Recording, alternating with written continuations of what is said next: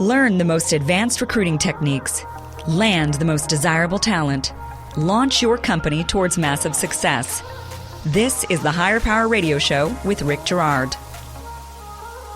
Let's stop talking about diversity and inclusion as a strategy. And here's why. Diversity and inclusion needs to be built into the DNA of your company instead of being treated with kid gloves. Besides, hiring like-minded people is bad for business. Today's quote, "Our diversity is our strength. What a dull and pointless life it would be if everyone was the same." Any idea who said that, Mr. Batman Cohen? Lara Croft, Tomb Raider. Oh, Angelina Jolie. Was that a Tomb Raider quote?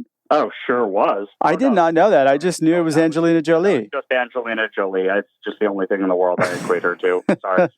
Wow, fantastic.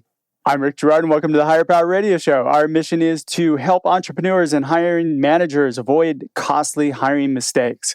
We identify a specific problem and provide proven solutions to solve your company's toughest hiring challenges, so you win the hire. We do this by sharing insights from top-performing rebel entrepreneurs, disruptors, and industry experts like our guest today, Mike the Batman Cohen, founder of Wayne Technologies, which is a recruitment and training search firm. Mike has over a decade of experience placing technologists, recruiters, and business development professionals and has conducted training for corporate and agency recruiters. Throughout his career, he's learned several things, and he's committed to paying it forward. Number one, can't make it on your own. You need a community. Number two, being a good human is more important than data. Couldn't agree with you more, my friend. Mike contributes articles to SourceCon and has a chair in the program committee at ATAP. And he helps run SourceCon Houston, as well as he's a brand ambassador for ERE, which makes him a fantastic guest for today's topic because he speaks quite a bit. Mike, welcome to the Higher Power Radio Show today. Hey, Rick, thanks so much. I do speak quite a bit, and I'm one of those people who self-profess do enjoy the sound of my own voice, as long as I don't have to listen to it on recording, so I won't be listening to this after we do it. Well, you probably should. You know what? I've had to force myself to listen to them. It's painful. I'm not going to lie. Yeah. All right, today we're going to cover why diversity and inclusion is not a strategy, which we hear all the time. It's a very hot topic. And we're going to talk about how to embed diversity into your company's DNA while staying true to your core company values. Mike, why is diversity and inclusion such a hot topic? Man, that's a great question. And it's interesting coming from a mid-30s white male talking about this. So any of my listeners, excuse this, but this is something I'm really passionate about. So as Torrin Ellis, who I refer to as the herald of diversity and inclusion, says, the Black and brown communities are growing and matriculating faster than any other community. Mm-hmm. I think that organizations are also starting to realize that diversity, and diverse thought doesn't just come from people who went to like different schools or study different subjects. It comes from deeper things: background, upbringing, geographic locations, etc. Right? Of course, you're getting different perspectives, right? Yeah, exactly. It is. It's a different perspective. It's a different paradigm through which they're able to see business and problems and come up with solutions, right? And all companies these days are saying, we want females, we want minorities, we want different orientations. Seems like it's a bit of a feeding frenzy for it, right? It is. Oh, it's an absolute feeding frenzy. As someone who places software engineers, if I'm introducing a female software engineer, companies are like, oh my God, that's amazing. Let's talk to her, right? Oh, yeah. If I submit somebody who's a female engineer to one of my clients, they usually want to talk to them. Right? Yeah. And I think that's interesting. Well, I'm assuming we're going to talk about that. Yeah, we are. In a little bit. I think the last reason it's a hot topic, and I'd love your thought on this, is candidates in the market, millennials and Gen Z, are placing a large focus on corporate culture, on their mission, on their values. And one of those big areas for people is diversity and inclusion, right? Like I'm a borderline millennial, and I was brought up with zero bias whatsoever towards race, religion, ethnicity, sexual preference. It just doesn't even faze me. And so if companies want the best candidates, focusing on D&I is going to be a must moving forward. it seems to me there's a flip side to that too, where if you're focusing too much on D&I, then you might be missing the best person who essentially might not fill that criteria, right? That is such a great question. We can dig into that in a minute. So shouldn't we, though, be concerned with really hiring the best person? And that's the question that we're going to set out to answer, really. Yeah. The short answer to your question is always yes. You should always seek to hire the best person. Yes. But what does that mean, right? Have you defined what the best person means? Is the best person to your organization the tactile person who's able to perform tasks A, B, and C with extreme efficiency and proficiency? Okay. I would argue that it's not hiring for skills. Not arguing with me, preaching to the choir there, brother. I think there's the human element, as I said, one of the things you mentioned about me, which I totally believe in, being human is more important than the data, right? Tactile things are data, but the human element of creating a diverse thought pattern and a diverse focus on solving problems, that's where you're going to find the quote unquote the best candidate. So very true. And you know what? You just brought up what could be our next episode that we're going to have to do later on down the road. So you're listening to the Higher Power Radio Show. I'm Rick Girard. I'm your host. Book me to come speak at your next corporate event. You can reach me at rickgirard.com. And we're speaking to our guest, Mike Batman Cohen, the founder for Wayne Technologies. We're talking about diversity and inclusion. This is the meat where I really want to dig in a little bit more. Maybe let's play both sides of the coin on this one. What do you think, Mike, where we're talking about the pluses and minuses of this, right? So I think I brought it up earlier. I mean, you should be focused on hiring the best person. And I agree that you need to have really diversity in thought. You need people who can challenge you. You need people who can effectively come in and enhance the organization through their perspectives. Is that not what we're really trying to get at through diversity and inclusion? I think you hit the nail on the head, Rick. I think a lot of times, and I'm not going to downplay. I get some of the importance here, but a lot of times people are focused on, we need to hire more Black people, brown people, Asian people, whatever it may be, right? As opposed to understanding why, right? That's the D&I strategy of we need to hire more of these people. That takes care of the diversity piece, but that's certainly not super inclusive, right? And I always give an example of this, and I apologize to anybody listening if I offend them, but this is like when someone would call a white person racist, and they're like, "No, I've got a Black friend," right? That's exactly what a racist person would say, right? And it's that's not... Depends where you live, I guess. Yeah, I'm in Texas, man. That's sorry, Texas. That's not inclusion. That's diversity. And that's different. So your D&I strategy, if you have a strategy for D&I, you are automatically discluding the fact that you're inclusive, because it's either a value and part of your mission, or it's a thing that you're trying to achieve for the sake of achieving it. Because you don't have inclusion. Therein lies the issue of, within a culture of company, you're not necessarily going to have inclusion. You're going to have different sects of people who interact and work together. I mean, you'll have two teams on an engineering team that don't really talk to each other. They might have two separate personalities. You've got these little camps that are set up within an organization that aren't necessarily inclusive. So I think, am I going off the deep end on this one? No. I think what you're talking about is actually at the core of this issue is the idea of culture versus diversity and inclusion. Diversity and inclusion is not an aspect of culture, is an aspect of business, right? I think when you and I were discussing earlier, you were the one who said, with more diverse thought and more people looking at a problem through different perspectives, you're going to come up with a better, more efficient and proficient answer. You said that so much more eloquent than I did. Thank you so much. I was going to let you have that. It's the cultural piece is separate, right? Having people talk together and sit together at lunch and all that. That's a cultural and a management, team engagement, collaboration issue. And so for some reason, I was actually thinking that was a little bit more along the lines of inclusion, but I get what you're saying. It's not a cultural thing on the inclusion side. Yeah, it's a business thing. Yeah.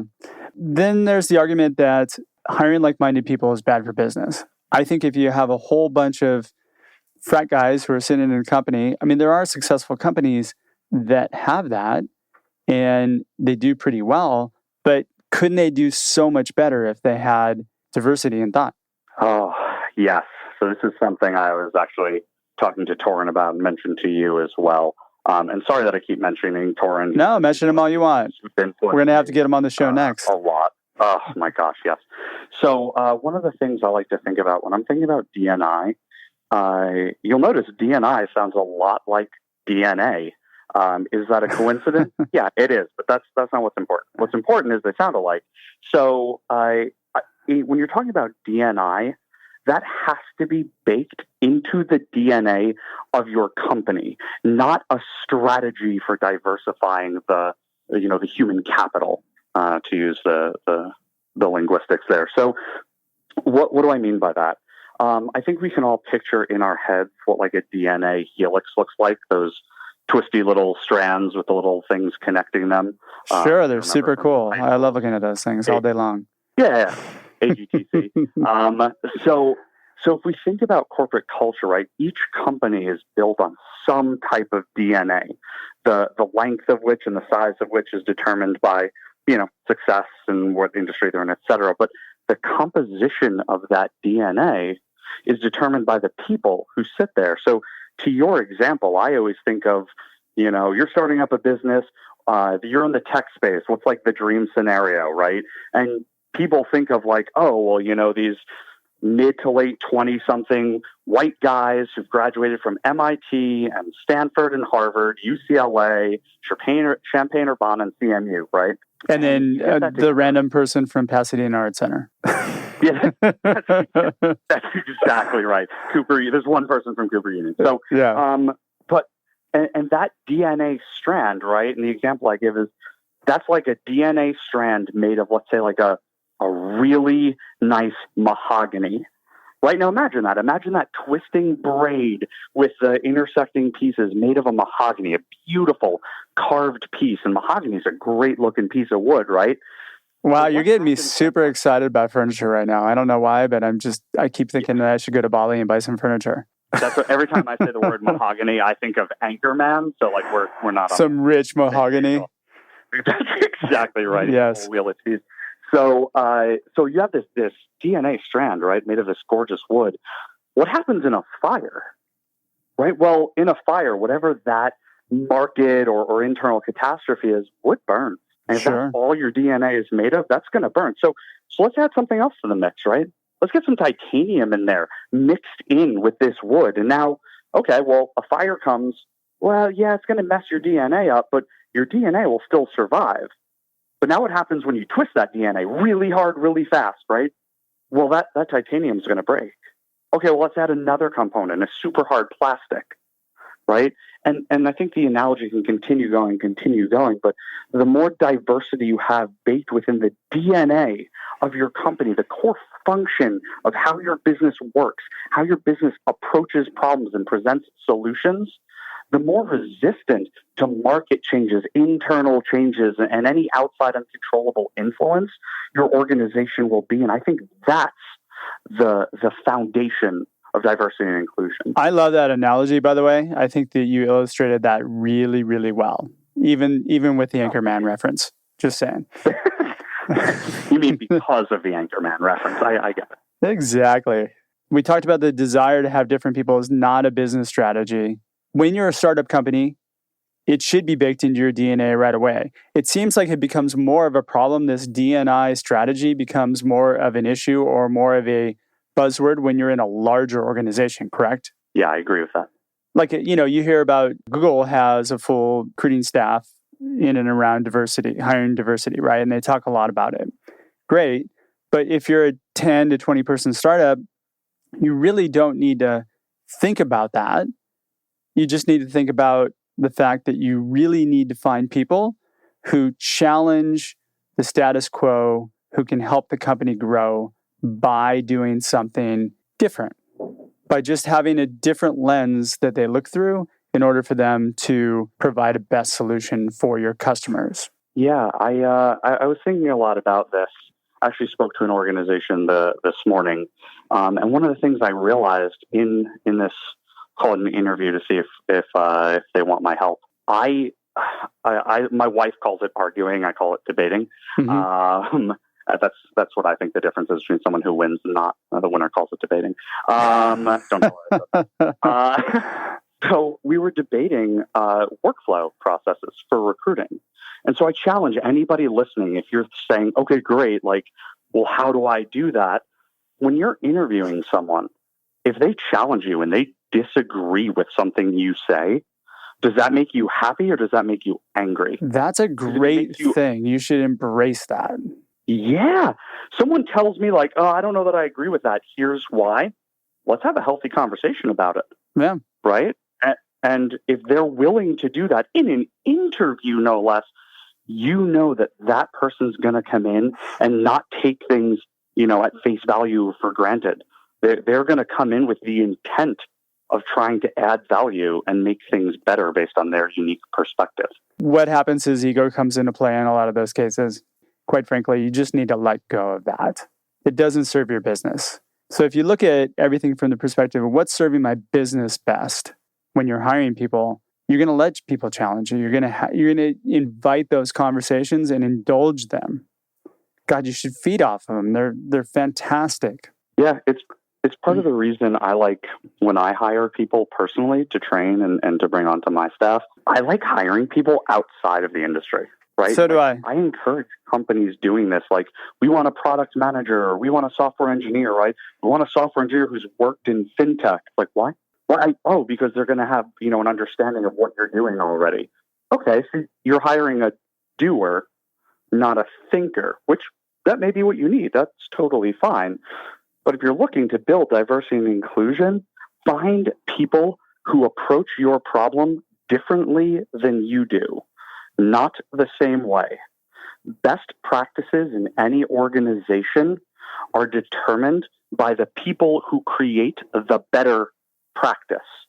So people who say, well, we want someone, who can build a world-class system, or we want someone who understands this system better than others, that person may not exist until you hire them and let them approach your problem differently.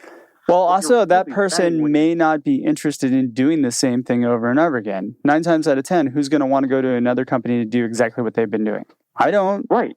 When companies say that, if you find yourself saying that, right, like, we want to build whatever, like Google or like Amazon, or like, I want you to know that what candidates hear is, hey, we just want to be like these other guys, right? And like, if that's what you want, totally cool. Do that, but understand then that the room for D&I that you have already at a thought basis is really limited. Be yourselves. Encourage yourself to hire smart people who think very differently and have different backgrounds and approaches, and learn to hire for potential, not buzzwords and lists of skills. Batman. Yes. I just wanted to say that a couple times. So, I was like, oh my God. Let's talk about perks. Things like ping pong tables and foosball and don't necessarily help the D&I cause, do they? Yeah, I'd go one step further and say that they can actually hurt D&I cause. When you're having corporate culture built around things and activities, it sometimes can exclude people who aren't about those things or activities, right? If everybody in your company over lunch gathers around the ping pong and foosball table and competes and they keep score, and that's super cool. I play ping pong, so like, bring it on, anybody listening. See, I'm not interested in ping pong at all, so I would be the guy going, okay, I'm just going to sit at my desk and eat lunch. Not that I'm being antisocial, but it doesn't interest me. Right, but okay, so let's take that a step further. So the people playing ping pong at that point are building camaraderie, building the type of thing that teams need in order to have those difficult conversations, right? I know you, Rick. I know that if you're going to come to me and say like, hey man, put your seatbelt on, I got some feedback for you, right? I know it's coming from a place of love and respect because we've built that level of camaraderie already. The guy not playing ping pong, not playing foosball, because that's not their thing, isn't building that camaraderie. And in that meeting where everybody's saying, oh, we should do this. Yeah, we should do this.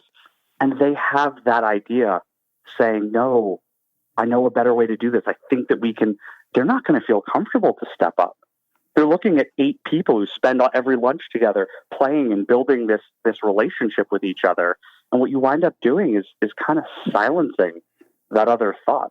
So this is an inclusion issue, really. It absolutely is an inclusion issue. So all these things that companies, especially startups, use to attract people, which is like we got a foosball table, we got a ping pong, we have free beer. That doesn't necessarily promote inclusion, does it? No. Not if they're... I don't think that it does. Especially if they're activities that are like rally to. So if you're the odd man out, you kind of feel like you have to in order for you to be included. Yeah, Spotify actually does a great job with this in their office. They've got, ping pong table and foosball table. They've also got like a roof lounge. They've got like a quiet space where people can meditate. They've got obviously music stations all over the place. And stuff like that creates a more inclusive environment. It's difficult. And I understand that for people listening, thinking like, oh, well, how do I do that? We're a company of 10,000 people. It's difficult. This isn't easy. If it were easy, everybody would be doing it. Of course it would. Yeah. All right. So we have a few minutes left. Let's talk about how we should be executing diversity and inclusion into our company. Oof, the $1 million question. There's no right answer to this. I'll tell you, shameless. You know what? I actually have an idea for this. You ever watch The Voice? Sure do. Blind auditions. Okay. Why wouldn't... I'm going to go a step further. You watch The Voice, right? Sure. Okay. So when a country music singer is on, who's going to get that person every time? Yeah, it's going to be Blake. Blake Shelton. Yeah. Right. Okay. So that is not diversity and inclusion. Yeah, good point. So the people who are saying, well, I use unbiased hiring techniques. Well, that's great, right? Oh, yeah, it doesn't show me the picture or the name on the AI platform I'm using.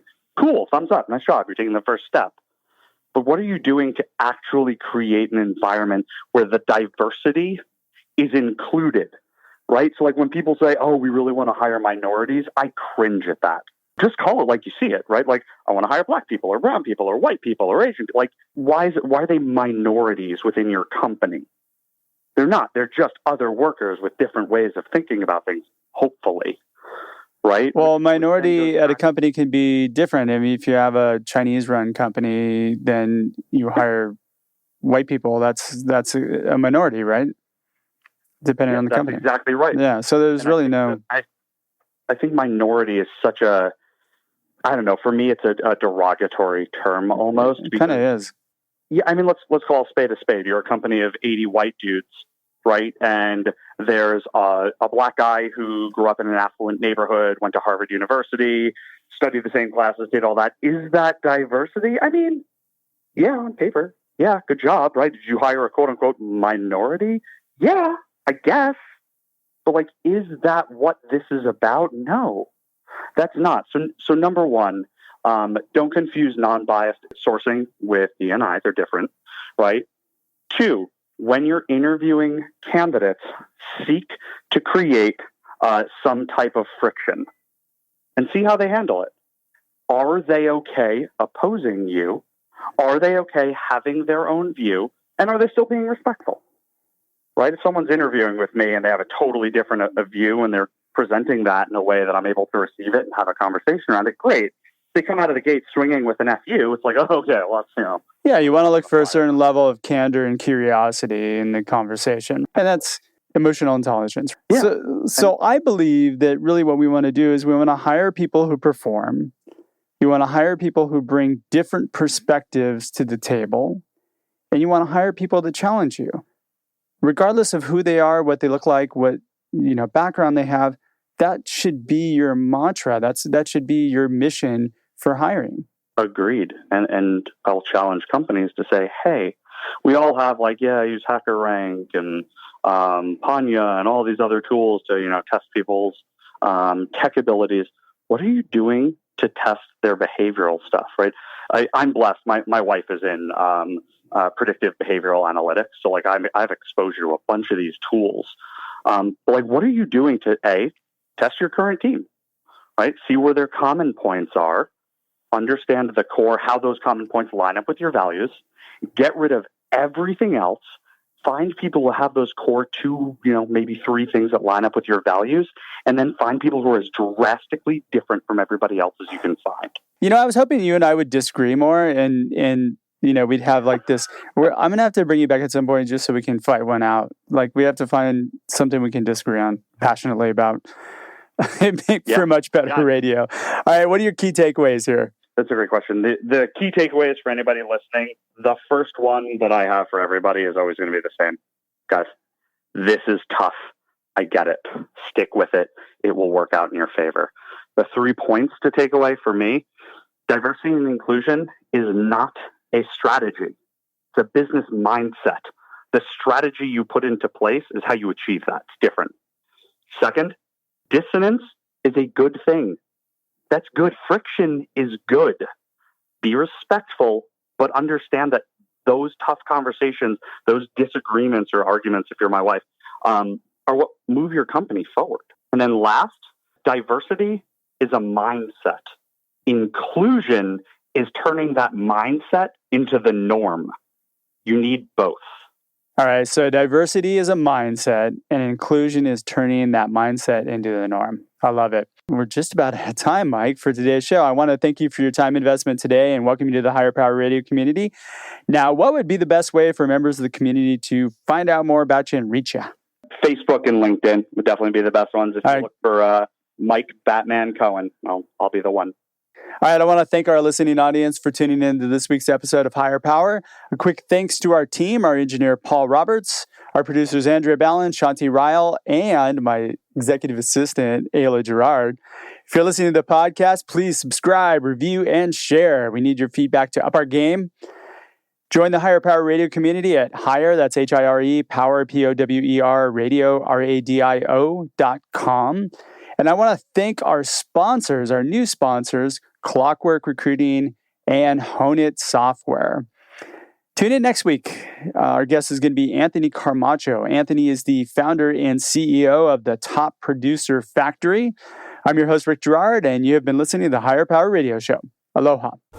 Thank you for listening to Higher Power with Rick Gerard on OC Talk Radio.